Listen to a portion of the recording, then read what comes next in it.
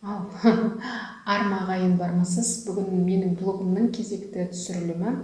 Мен бұл түсірілімде Фатима Ғабитованың өртенде өнген гүл деген шығармалар жинағы шолу жасаймын. Шығармалар жинағы дегенде бұл жерде анау айтқан бір үлкен роман, новелла, эпопея емес, бірақ Фатима Ғабитованың жазған өлеңдері, күнделігі, хаттары барлығы берілген бір әдемі құрастырылған жинақ. Одан бөлек Фатима Ғабитованың қызы Ильфа Жансүгірова Жандосованың естеліктері бар екен. Олар оригинал орысша және қазақша нұсқасында да берілген. Жалпы бұл жинақты мен өзіме сыйлық ретінде осы 2026 жыл кіріп келген жаңа жылда алдым және өкінбеймін. Фатима Ғабитованы жаңа өзін қазақпын деп есептейтін әрбір қазақтың білмейтіні кемде деп ойлаймын. Қазақтың үш бірдей арыстай азаматы сонау 20 ғасырдың басында сол кісілердің жұбайы болған Біләл Сүлеев, Ілияс Жансүгіров және Мұхтар Әуезов. Ол азаматтардан, ер азаматтардан дүниеге бала келген, оларды тәрбиелеп қоғамның белді бір мүшелері ретінде жетілдіріп шығарған, яғни жұбай, жар, ана. Сонымен қатар бұл кісі қазақ тілі мұғалімі, өмір бойы мектепте завуч, директор, мұғалім ретінде қызмет атқарған, оқу ағартушылық еңбегі деген орасан зор. Сондықтан бұл анау-мынау жай тұлға емес, себебі үш бірдей қазақтың ұлы тұлға ер азаматында анау-мынау бір әйелге ғашық болуы мүмкін емес деп ойлаймын. Өте сауатты, төте жазуды да біледі, арабша да оқыған, орысша да білімі бар, өте терең, әрі музыкадан, әрі әдебиеттен деген сияқты бұл жан-жақты терең білімі бар сондай керемет әйел.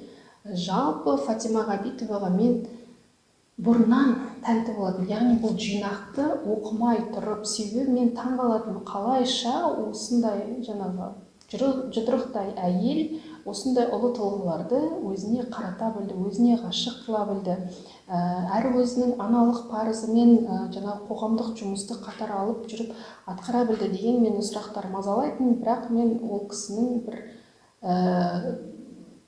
түріктер айтады ғой, sıрадан бір, яғни әшейін бір пенде емес, бір ұлы тұлға екенін анық білетінмін. Және бұл жинақтағы оның өлеңдерін, күнделігін, хаттарын оқи отырып, оған нақты көзім жетті деп айта аламын. Бірақ өкінішке орай Фатима Ғабитова сол бір аласапыран заманда дүниеге келіп, заманынан бұрын бәлкім ерте дүниеге келіп, осындай тағдыр тауқыметін, азапты шегіп, қиналып жүріп, балаларын жетілдіріп, жаңағыдай халық жауының әйелі деген таңбаны, халық жауының отбасы деген таңбаны арқасында мынандай ауыр жүк ретінде тасып жүріп, өмір сүрген, жаңағыдай алысқанмен алысып, жұлысқанмен жұлысып өмір сүрген әйел екен. Мен ойлаймын, егер де бір қой үстінде бозторғай жұмыртқалаған бір сондай мамыражай бір заманда дүниеге келетін болса, Фатиманың тағдыры қандай болатын еді? Мен ойлаймын, бұл кісі мысалы сол қазақтың жаңағы ақын, жазушы немесе саясаткер тұлғасының әйел жұбай ретінде емес, өзінің есімі бар, өзінің шығармаларын жариялаған. Себебі бұл кісінің ақындық қасиеті де бар екен, біраз өлеңдері бар жинақта. Бәлкім анау біз білетін Англияның жаңағы Эмили Бронте, Шарлотт Бронте деген сияқты апалы сіңлілер бар ғой, солар сияқты, немесе Маргарет Митчелл деген, сол 20 ғасырларда мысалы ағылшын және американ әдебиетінде әйел болып сол салаға еніп, шығармаларын жариялап, жазушы немесе шығармашылық адам деген атты иемденетін тұлғаға айналар еді. Яғни біреудің жұбайы немесе жары ретінде мен соны ойлаймын. Өкінішке орай сондай бір зар заманға келіп, бұл кісі мен ойлаймын тіпті өзінің потенциалын 100%-ке, яғни тек өзіне өзінің шығармашылық жолын жаңа потенциалын 100%-ке аша алмаған шығар деген кішкене күдікті ойлар менің ойыма келеді. Бірақ ол кісінің жұмысы жаңағы кейін Ілияс Жансүгіров ақталғаннан кейін ол кісінің архивін жөндеумен, шығармашылығын бастырумен, оның жаңағы түркі тілдес өзге мемлекеттердің тілдеріне аударумен соншама жанын салған екенін көруге болады. Енді бұл кісінің жаңа айттым ғой, енді балалық шағында енді керемет тәрбие көрген адам. Бұл апалы-сіңлілі 3 қыз, Фатима, Разия, Марзия. Мен алдында айтып өткендей, бәлкім өйткені үшеуі де музыкадан да хабар бар, пианиносында ойнайды, неміс тілін де біледі, орысшасын да біледі, қазақшасын да. Яғни сол апалы-сіңлілі бәлкім үшеуі де мысалы 3 қызда сайдың тасындай, бірақ ішінде Фатиманың орны ерекше әрине. Марзия деген әпкесі керемет жаңағы коммунист болған, үлкен лауазымды қызмет атқарған, Тәжікстанда көп жыл өмір сүрген, сондықтан пенсия алғаннан кейін ғана Қазақстанға қайтып келіп Алматыда өмір сүрген екен. Сондықтан анау тұлғалар емес. Енді менің ойымша Ілияс пен Фатиманың арасында бір керемет ұлы махаббат болған. Себебі бұл екеуі де 28-30 жас аралығында, Фатиманың жасы 28 болу керек, егер мен қателеспесем, Ілияс бәлкім Жансүгіров 30-дан асқан шығар, оны мен айта алмаймын, кітапта қарау керек. Екеуінде бір бір ұлы махаббат орнаған деп айта аламын. Ол махаббат алғашқы махаббат дейтін бір жеңілтек, жасөспірім кезеңдегі махаббатпен салыстыруға келмейді. Себебі бұл Ілиястың да белгілі бір өткені бар, 2 әйелі болған, оның балалары бар. Фатима да өзінің жұбайынан айырылысып, одан кейін 3 баланы дүниеге әкелген. Сондай, бірақ олар тағдырлар екеуінің тағдыры бір арнаға тоғысады, екеуінің бір-біріне деген сүйіспеншілігі, махаббат өте керемет болған. Небәрі 5 жыл бірге өмір сүрген. Қандай өкінішті, осындай бір жұптың солақай саясаттың әсерінен тас-талқаны шығып, жаңағы отбасының шаңырағының ойрандалуы. Әрине, Фатима Ғабитованың енді қиыншылығы тіпті Ілиясты алып кеткенде, апар-топар НКВД алып кеткен кезде, бұл кісіні Ілиястың Болат деген ұлына аяғы ауыр екен, 2 қабат. Сонда жаңағы мерзімнен бұрын тіпті көшеде босатып қояды. Бұның үйіне келіп бөтен кісілер отырып алады. Ілияс Жансүгіров ол кезде жазушылар одағы басқарған, бір дегенде қызметінен шығады. Әрине, олар тұрып жатқан үй бәлкім элитный болып саналған шығар. Оны бір күнде ештеңеге қарамайды. Бұл 4 баласы бар. Оның алдында Біләл Сүлеевтің туған балалар соңынан еріп келген, өзінің анасы бар қолында, тәтесі бар. Сол сияқты бұл үйлемелі 4 бала, шешесін, кәрі шешесін қосып, барлығын бір күнде жүк мәшинесіне тиіпті. Гүлжамал Майлинаның есік алдына апарып тастайды. Ойлап көріңізші. Сонда Фатима Ғабитова 9-шы айға да Болатқа 2 қабат, сөйтіп көмектесетін адам жоқ, балалар кішкентай, аяқтанбаған, жүктің барлығын өздері тасып үйге кіргізеді. Сөйтіп сол мезетте толғағы басталады. Туытханаға жете алмай, мен туытхана деген сөзді осы кітаптан үйрендім, роддом. Керемет сөз екен, туытхана деген қандай керемет сөз. Менің сөздік қорыма қосылды. Жете алмай, көшеде босанып қалады. Сөйтіп бір 10 күннен кейін баласымен ескі үйіне оралған кезде, жаңағы судың астында Жансүгіровтің қол жазбалары бытырап, шәшіліп, жаңағында бір қоқыс сияқты жатыр дейді. Жаны қан жылап кетеді, өзінің қолында жаңа шақалақ нәрестесі бар. Бір жағынан күйеуінің жаңағы қағазын, енді онда қағаздағы мәліметтер, шығармашылығы қағазға түскен. Әрине, олар үшін өте құнды әрі қымбат еді, яғни алтыннан да қымбат еді. Сол кезеңде соны көріп жаңағы қан жылағанын жеткізеді. Осындай бір тағдыры. Сосын бір қызық нәрсе, менің оқыған кезде Ілияс Жансүгіровпен кездесуге барады. Бұны да НКВД соңына түсіп алады, ізінен қалмайды. Бірақ Фатима Ғабитованың соншалықты жігерлігін, жаңағы тас түйін болып күшті болуы, бүйтіп жаңағындай болбырайып, езіліп қалмай, жаңағы жаншып жатқан үкіметтің қысымынан жоқ, оның орнына жігерленіп тас түйін болып, оларға ашық күреспесе де бір ішін бермеуі.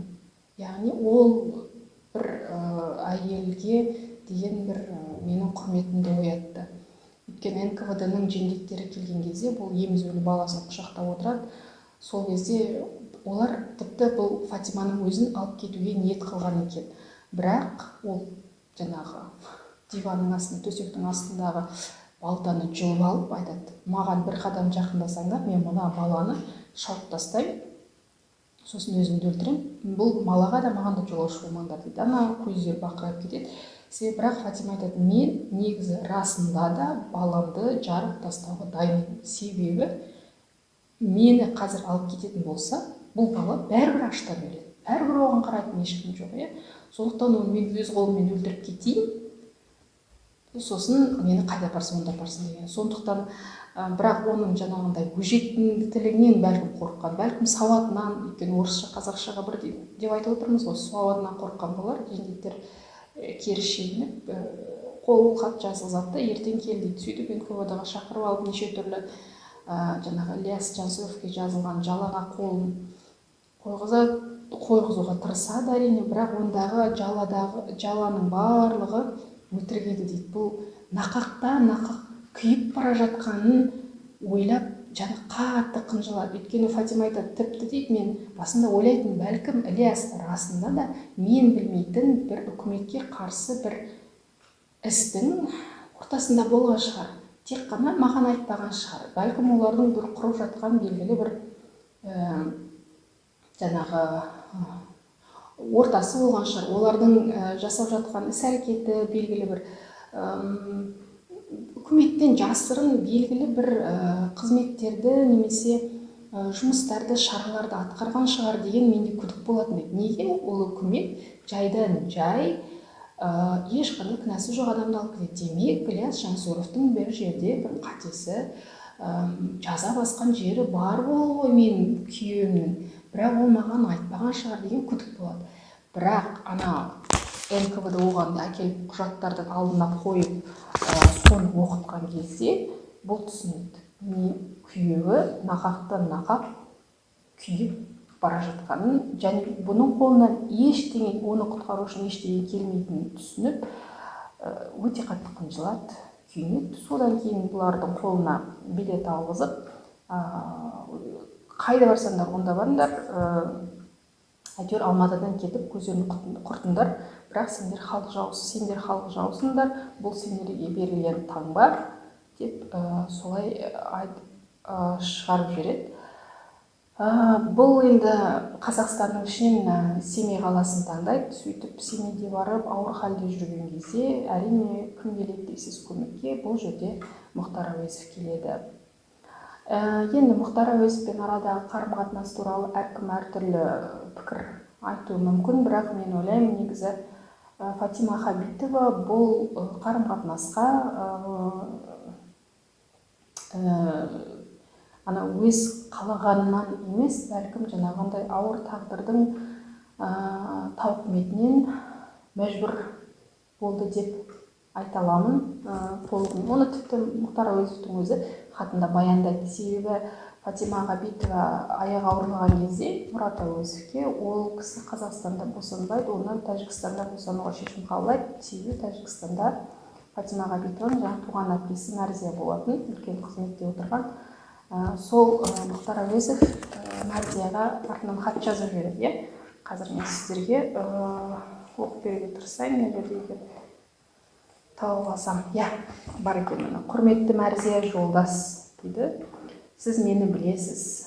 бірақ бұдан кейінгі өмір бәлкім бір-бірімізді таныс етер. Барлық жайды Фатима өзіңізге айтады. Ол қазір адам өмірінде болатын өзгеше бір халмен барады дейді.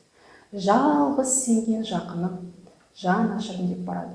Менің айтатыным, Фатима кім болса сол емес, асыл адам дейді. Қазір оның басындағы хал жеңілдіктен, жеңілтектіктен, шалалықтан болған емес, әркімнің басында болатын бір амалсыздықтан осындай болар. Оның ішіндегі баласы атасыз емес, атасы мен. Қазір Қазақстанда 2 қабат болып жүру мүмкін болмағандықтан кетті. Бірақ түбінде баланы мен 1 жасқа келген соң анық әкесі болып өз қолыма алуға бекінгенмін. Аламын. Ол жағы менің қарызым, менің мойнымда. Осыны сізге білдіремін және барлық жазған сөзім болған халге кешіріммен қарап, тек азаматша түсініп қарауыңызды бар көңіліммен өтінемін. Хат жазушы Мұхтар Әуезов. 27 май, мамыр 1942 жыл. Көріп отырсыздар, енді Фатиманың Мұхтар Әуезовпен бәлкім қарым-қатынаста болуы, азаматтық некеде тұруы, оның өзінің үлкен балаларын ойлауынан болар деп ойлаймын, соларды жеткізуге тырысқаннан болар деп ойлаймын. Яғни Мұхтар Әуезовті ол бір влиятельный, ықпалды тұлға ретінде көрген және өзінің балаларына бәлкім көмек тиіп қалар деп ойлаған, және ол дұрыс ойлаған. Себебі мына кітапта Ильфа Жансүгірова Жандосова дедім ғой, қызы сол айтады, біз кейіннен әкеміз ақталғаннан кейін біз Алматыға қайта оралдық. Сол кезде біз үлкен ұлдары, үлкен балалары анамыздың бір-бірден университетке түсіп жоғары білім алдық. Тіпті кейбіреуіміз бір емес 2 диплом алдық, яғни 2 университет тәмамдадық дейді. Оның барлығы көбіне сол Мұхтар Әуезовтің арқасында деп Ильфаның өзі айтып жазады. Сосын тағы жаңағы балалар жайында айтып ғой. Сол жерде маған бір өлең шумақтар батын, соны міне балаларға Азат, үміт. Азат ол Біләлісовтың ұлы, кішкентай ұлы. Негізі Біләлісовтен 3 бала болған. Жанбек, Фатима, Азат. Фатима кішкентай күнінде шетінеп кетеді, қайтыс болады, негізі 10 жасында кішкентаймыз. Жанбек 2-ші дүниежүзілік соғыс, екінші ұлы отан соғысында қайтыс болады, өкінішке орай. Енді қалғанын айтады, мына жерде Азат, үміт, Ильфа болады. 4-еуің, сендер үшін ар намысымды өртедім. Сендер дедім мен сорлы, осынымды есте сақта 4-еуің. Басым меңзең, жүрек солғын білемін, орындалмас қалған үміт тілегім. Өтті күндер, өтті отты, жауынды, қоштасайын, есім өмір сүремін дейді. Яғни осы балаларым деп шырылдап жүріп өмірінде өткізген екен. Өте үлкен құрмет тұтуға тұратын азаматша деп айта аламын. Енді мен бұл кітапқа, жинаққа қатысы жоқ. Мен бұл жинақты ойлаймын, бұл әрбір өзін қазақпын деп есептейтін азаматтың үйінде тұру керек. Себебі бұл жер бір әйелдің тағдыры ғана емес, бір ұлттың тағдыры. Кейде ойлаймын, мысалы, бұндай кітапты тіпті Қазақстан тарихын оқыту барысында қосымша әдебиет ретінде көрсетсе, балалар қандай бір ынтызарлықпен оқитын еді Қазақстан тарихы. Яғни құрғақ хронология, мынау репрессия жылында мынау болды, анау өлді, ананы атты, осынша адам өлді деген информациядан көрі адамдар, жеке адамдардың, жеке отбасының, жеке бір адамның өміріне сол үлкен солақай саясаттың әсері қалай болды дегенді анықтап білгісі келсе, қосымша әдебиет ретінде мен тарих пәнінің мұғалімі болсам, мен ұсынатын едім. Одан кейін осы жинаққа қатысы жоқ бір комментарий айтқым келеді осы жерде. Соңғы кезде, білмеймін, ютубта мамам да қарайды, мен өзім де қараймын, енді қызық қой. Жұрттың ішкі ютубты білет, алгоритм өте қызықты. Мен сияқты бір шоу жасап отырған видеоның бәлкім қаралымы аз болар, ал бірақ мынандай хайп сияқты тоқал туралы соңғы кезде шығып жатқан ютуб видеолардың бәлкім қаралымы керемет үлкен деп ойлаймын. Сондай соңғы кезде қарап жүрген бірнеше видеода осы тоқалдық туралы айтылды. Мынау Қайрат Сатыбалдының бір тоқалы шығып сұхбат берді, Асылжан дейтін кісі. Одан кейін мынау Омар Жәлелдің тоқалы болған тұлға Ләззат, фамилиясы есімде жоқ, өзі психологпен солай сұхбат берді. Тағы бірнеше әйелдер, күйеуі көзіне шөп салған, немесе күйеуі тоқал болып кеткен, немесе өзі тоқал болған әйелдер осы ютубта көптеген видеолар жиналып қалды. Оны біз қараймыз, кейде шортстан көреміз. И мен қарағанда сол әйелдердің барлығының профилі негізі өте білімді, дарынды, оқыған, көзі ашық, керемет әйелдер. Бірақ таңдаған партнерларының бір сорақылығы, мына жерде қараңыздар, Ілияс болсын, Ілияс Жасуров болсын, Мұхтар Әуезов болсын, Фатима Ғабитованы үйленіп, тоқал ретінде болсын, жана Нақсүйер ма, кім ретінде алып қарап өзіне жұбай қылып алса да, оның артындағы өзінің туғызған баласына ғана емес, әйелдің соңынан еріп келген балаларына қандай керемет қамқорлық жасаған. Ал мына жерде сұхбат беріп отырған ютубтағы әйелдерді көрсеңіз, анау өзгенің баласын өзінің туған баласынан безініп, жауапкершіліктен қашу жүр. Бұл не деген сорақылық? Көп әйел алушылық исламмен рұқсат етілген, бірақ бұл форма ретінде қалғанда, қарапайым форма, бірақ мазмұны жоқ. Мазмұны не? 4 әйеліңе де тең не қарайсың. Балаңа деген, әйеліңе деген қамқорлығын аямайсың, ешқандай жауапкершіліктен қашпайсың, қаржылық тұрғыдан үнемі қолдау көрсетесің. Бұл қарапайым ғана ақиқат, бірақ саны бар, сапасы жоқ. Айналайын тоқал алушылар айтайын деп едім, егер тоқал алғыңыз келсе, мысалы мен жеке басым ешкіммен 10 тоқал алғыңыз келсе, 10 тоқал алғыңыз, бірақ айналайын Құдай үшін ол тоқалдарыңызды, әйелдеріңізді тентіретпей, қаржылық жағдайын қамтамасыз етіңіз. Балаларыңызға деген жауапкершіліктеріңізді алыңыз. Өтініш, мына Мұхтар Әуезов пен Ілияс Жансүгіровтен үлгі алыңыздар. Мұхтар Әуезов бір емес 4 әйел алған адам. Бірінші Райхан болған, ол кісіден ерте жасты айырылысқан екен. Ол жерде алқа-билер соты болған, тіпті қазақ. Ол кезде дала заңы бар, жүріп тұрған. Сол кезде бір қызы бар екен. Қызды Райханға қалдырады да, олды Мұхтарға береді. Сол кезде Мұхтар не істейді, білесіз ба? Ол қызын тастамайды ана әйелге. Жоқ, қазір мен бұны атпен қыдыртып келемін дейді да, Мұғамила деген қызын алдына алып, сол кетіп қалады. Сөйтіп, оны өзінің қасында жетілдіреді. Мұхтар Әуезов 30-шы жылдары түрмеге түскен кезде қудалау барысында сол Мұғамила Мұхтардың кірін жуып, әкесінің кірін жуып, соған тамақтасқан екен. 13 жасар қаршадай қыз. Ол соны алып кеткен, және өзі тәрбиелеп, қол астында тәрбиелеген.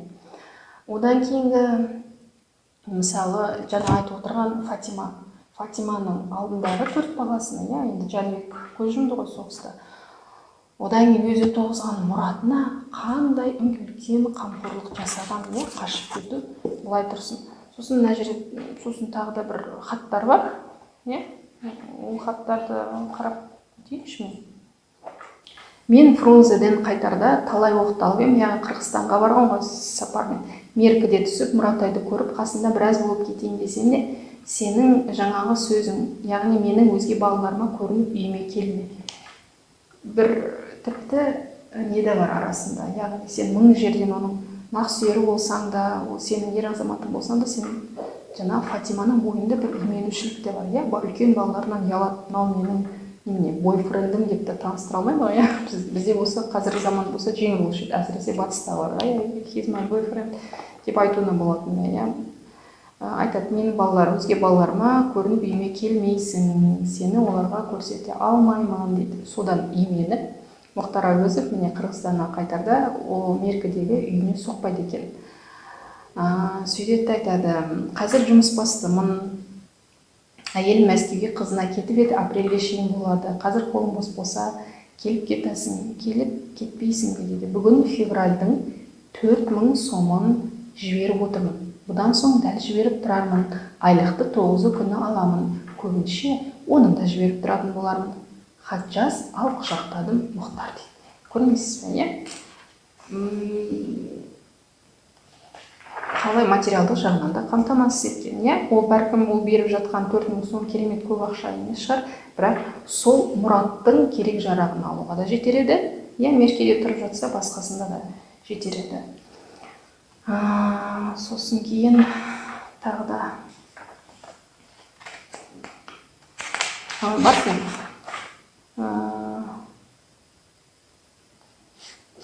Тағы да қызық жері бар еді, мен қарап таппай отырғаныма белгілеп қойыппын. Мұратқа арнаған хаттар бар жаңағы. Не болса да әйтеуір Мұхтар Әуезовтан үлгі алсын деген ғой негізі. Ақша мәселесі көп айтылады. Бұл жерде бүкіл біраз хаттарда бар, не? Осы күні жібердім, саған қолыңа жетпепті, телеграммамен салдым, почтаға арыз бердім деген сияқты сондай тұстары бар. Яғни тоқал алсаңыздар Мұхтар Әуезов сияқты алыңыздар деп айтайын ба енді. Не деймін, мен бұл жерде енді феминистік көзқарастарым оянып тұрған шығар. Енді баланс болсын деп осындай әйел адамға тиесілі әйел адамның шығармашылығын бір кітап оқыдым. Болашақта да баланс болсын деп бірнеше өзіме әйел авторларды белгілеп қойдым. Сол кісілердің кітабын алып оқып шолу жасаймын. Бұл видеоны мен негізі аз қысқа уақытқа жоспарлаған болатын, бірақ жарты сағат болып кетіпті. Үміттенемін соңына дейін тыңдайсыздар деп. Сау саламатта болыңыздар.